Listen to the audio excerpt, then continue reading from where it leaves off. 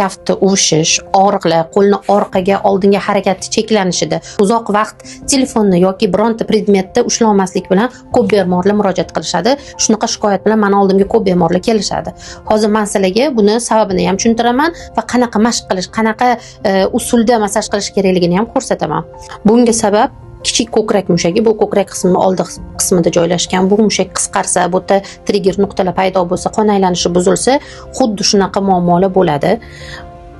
Mana men shu mushakni sekin astalik bilan kaftimizni qo'yib, sekin bosamiz. Sekin astalik bilan massaj qilinadi. Qattiq tegilmaydi. Limfa zonalariga umuman yaqinlashilmaydi.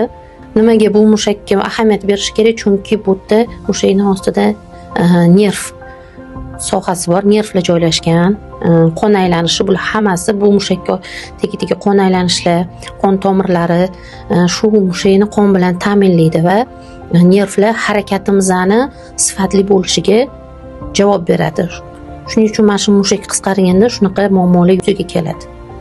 Qo'l mushaklari bo'shatib chiqiladi, chunki hammasi bir-biriga bog'liq.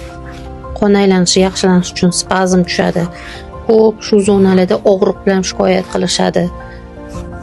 Endi bu bilak mana ulangan joy bo'g'immi, uni bosilmaydi, faqatgina yengil harakatlar bilan silinadi.